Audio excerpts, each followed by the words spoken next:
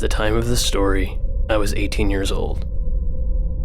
I know it's not typical for teenage boys to be babysitters, but I was a young entrepreneur in those days, and I would do anything to make a few bucks. If there was any chance of me making money, I was going to do it, and this included babysitting. Now, the incidents from this night still haunt my dreams, and probably will continue to haunt me for my entire life. It was a normal fall Saturday. I live in upstate New York, so it was cold, but not freezing. And my mom's coworker trusted me with the task of watching her son overnight. Now, this was huge for someone like me because she was going to pay me a lot of money. The kid was 10 years old, so I figured we could easily stay up, play video games, and have a great night. To me, this was shaping up to be a really great idea. I thought this was going to be easy money. After all, the kid isn't a baby or a little girl or something like that. I assumed that he could basically take care of himself at 10 years old. I'm just there to make sure he's safe and that somebody is watching over him. Well, I arrived at about 3 p.m. on Saturday. We played outside in the leaves and threw the football back and forth. It was actually kind of fun. We went inside at about 5, and I ordered some pizzas and just hung out as we played some Overwatch. And honestly, wouldn't be much different if I was home alone. I was having a pretty good night. We stayed up late, until about 1 or 2, I think, and then I said it was time we call it a night. I told him we would camp out in the living room, and he loved the idea. To give you an idea of the layout of the room, these people had money. A lot of money. The living room is in the far right corner of the house if you walk into the front door. You took a step down into this huge room with cathedral ceilings. I would say they were at least 20 feet, maybe even higher. Once you step down into this living room, to the left is a wall with a giant 80-foot TV. It was pretty amazing playing video games on. In front of the TV was a huge, beautiful sectional that wrapped around most of the living room, and then a recliner right near the step down when you first get into the living room. Lastly, behind the sectional on the back wall, completely across from the TV, was a huge, massive window that overlooked a swamp and forest behind the house. It was beautiful, despite being called a swamp. The window was nearly the entire length of the wall, from floor to ceiling. So, we finally settled down for the night, and I shut all the lights off. The little boy got cozy on the sectional, and I turned the recliner around 180 degrees to face looking out the window. With all the lights off, the moon looked beautiful reflecting off the swamp water. I heard the boy snoring, and it didn't take long for me to drift off after that. Now, this is where the story starts to get off the rails, and I still can't quite explain it. I woke up with a jolt at 3:06 a.m. I know the exact time because I looked at my phone. Shaken up for some reason, I couldn't really get comfortable.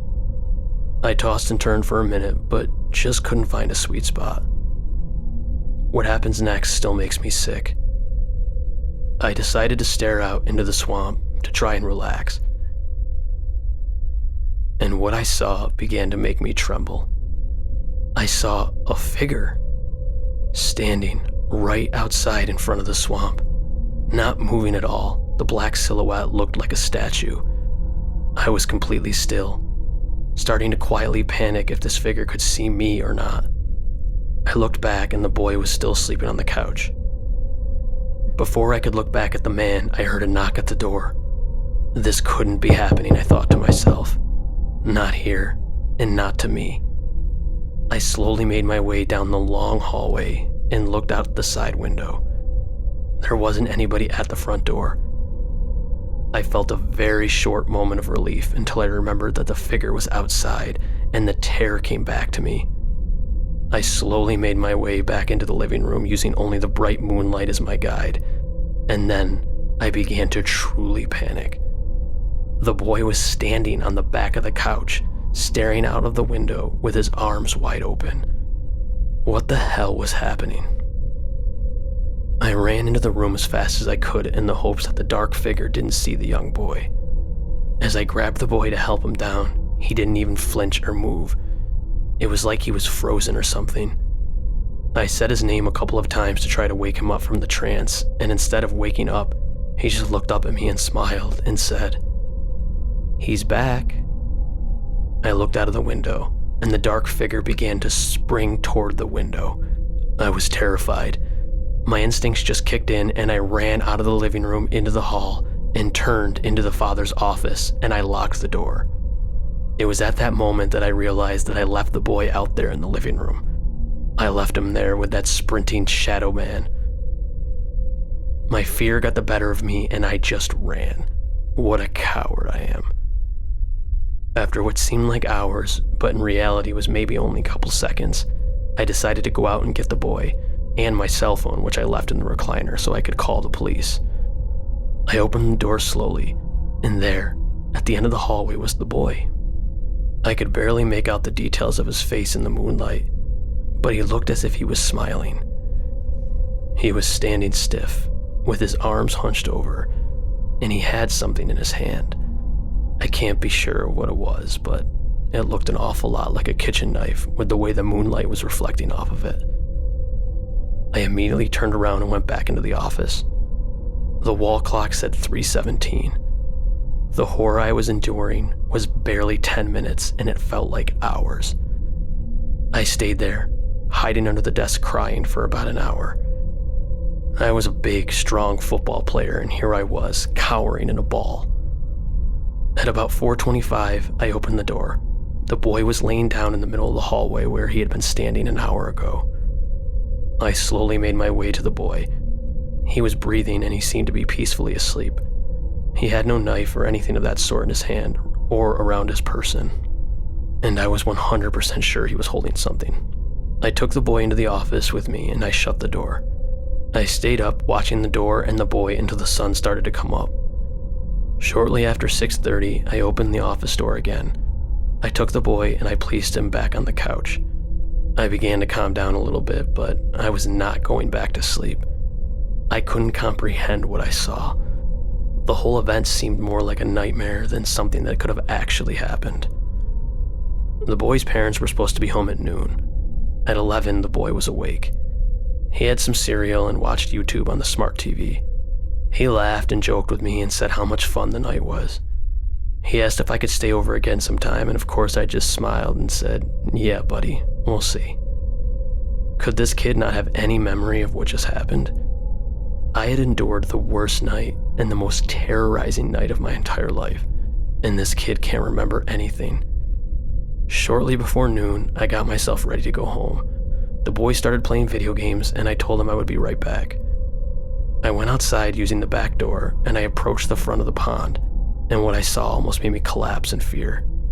Right where I saw the figure standing the night before were two muddy footprints, and the footprints made their way all the way to the window where I saw the man run. I followed the footprints all the way to the front door, and there, by the door, was a kitchen knife. I couldn't explain it. I still can't. I brought the knife inside and started saying my goodbyes to the boy since his parents were going to be there any minute. His parents arrived and they paid me. I left so fast and I couldn't get the images of that night out of my head. I don't sleep well anymore, and I'm not sure if I ever will. But one thing is for sure, I will never babysit again. As any parent can tell you, leaving your children home with a babysitter is one of the hardest things you can do. Fortunately for my husband and I, we have a really amazing babysitter. Well, so we thought. She watches our kids whenever we need her. It can be for 20 minutes because we're late getting home, or for an entire weekend. It's also worth noting that my husband and I travel sometimes for our job. Our babysitter only lives next door, and I've known her since she was born. She's a very sweet 18-year-old girl who will be starting at Clemson University pre-med in the fall. She finished towards the top of her class, and she plans on being a doctor. Needless to say, I trust her with my two children, who are 6 and 4 years old.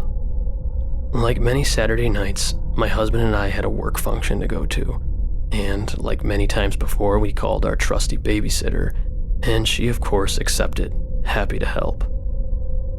We left at about 7:30, and as we pulled out of the driveway, I noticed that the garage door was slightly ajar. My husband is the super anal type, and he never leaves doors half open like that. He also has all of his tools and whatnot in the garage, so I knew he wouldn't just leave it open like that. But, I don't know, I thought whatever, the wind probably pushed it open. As the night went on, I began to feel more and more uneasy, and I couldn't quite explain it. I decided I needed to check on my children. It was summertime and the sun was just starting to set at about 8:45-ish. I got a hold of the babysitter after only 1 or 2 rings. She said that they had just finished some hot dogs and were going to be settling down to watch a movie for the night. I admit this gave me some comfort, but I still couldn't shake the feeling that something wasn't right. I called back a minute later and asked if she could check out the side window and tell me if the garage door was shut. She told me it was. I double-checked and asked if it was shut or if it was just mostly shut, and she said no, it's definitely shut. As we hung up the phone, I didn't feel right at all. In fact, I felt sick to my stomach. I begged my husband to go home. He complied with me with very little convincing. I could tell he was slightly annoyed, but he would do anything for me. I called back a 3rd time in the car, and for the first time in all of the years of watching my children, she didn't answer the phone. I called her right back, and she didn't answer again. As we approached the house, my heart fell into my stomach. I noticed that the side garage door was now wide open. As my husband turned into the driveway, my uneasiness turned into absolute terror. There was a man trying to climb into the kitchen window. He turned and looked at us in the driveway like a deer in the headlights. He was a rough-looking man, maybe mid-20s. His teeth were yellow, his eyes bloodshot, and he had not 1, but 2 knives hanging out of his back pocket. I was so scared. My husband wasted no time and got out of the car and chased him down. He caught the man and held him. My husband's a big guy, and this man was somewhat skinny. I called the police and they arrived in just minutes. I went inside to find my babysitter in the basement with my children. She had candles lit and weird relic-like symbols all around. When she saw me, she just started to chant and laugh. The cops came in and arrested her and the man. Thankfully, my children were safe and unharmed. What the cops told me after the situation still has me feeling sick. Apparently, my young babysitter met this man at the end of the school year. They started using some extracurricular substances and experimenting with demonic rituals. They needed 2 child sacrifices for their little experiment. They were going to sacrifice my children. They also told me that this man was probably living in my garage for about a week or so, given the food and urine that they found stored in the crawl space that was in the garage. I've since done everything possible with the law, and I moved to my mother's house with my family until I can find another house to live in. It just goes to show you that you can never trust anyone, especially not the babysitter. So, my girlfriend and I were thinking, we want kids someday. We're young, but it's on our minds. My brother and his wife got this little 5-year-old boy, cute as a button, and smart too. They needed a break. They wanted a date night, and we said, why not? We figured it would be good practice for us. Dinner was easy. We ordered pizza, and the little guy loved it. We played some games, watched a cartoon, and he was out like a light by 9 o'clock. We were feeling pretty good, thinking we got this parenting thing down. A bit after 11, the boy came into the living room, rubbing his eyes and looking scared. He said a bird kept hitting his window and he can't sleep. We laughed a little bit, thinking he was just dreaming, but we decided to go look, just to calm him down. Well, we got to his room, and I'm telling you, I nearly fell over. It wasn't a bird. It was a woman. Her face was wild looking. She was slender and skinny to the point of concern, and her eyes were crazy. She was halfway through the window by the time I entered the room. I screamed, just lost it completely. I didn't know what else to do. My girl, though, she is something else. She just charged at the woman, takes her down like it's nothing. I've never seen her move so fast in my life. I'm standing there still, but I somehow was able to snap out of it, and I called the police. It felt like forever, but they did get there rather quickly. The whole time this woman's yelling that the boy is hers, and she's crying and screaming. She's got scratches and bruises from trying to get in, and her eyes, they look so empty. Turns out, she's my brother's ex from over a decade ago. They broke up, and she never got over him. She kept tabs on him or something and convinced herself that the boy was hers. It was really crazy stuff. The police took her away, and we were just left there, shaken, trying to figure out what the heck just happened. The little guy was scared, but he's brave. We sat him down and talked to him, hugged him a lot, and made sure he was safe. My brother and his wife came home and we told them everything. They were freaked out, but obviously they were thankful too. We spent the night just talking and holding each other, grateful that we were all okay. It was a terrifying night, and I'll never forget it. But I also know that we did well that night. We protected that little boy, and we stood up to something really scary. Maybe we're more ready for parenting than we thought. Well, my girlfriend is anyway. It's funny how life throws these tests at you when you least expect it. But we passed, and that's something to be proud of. Even if we never want to go through something like that ever again.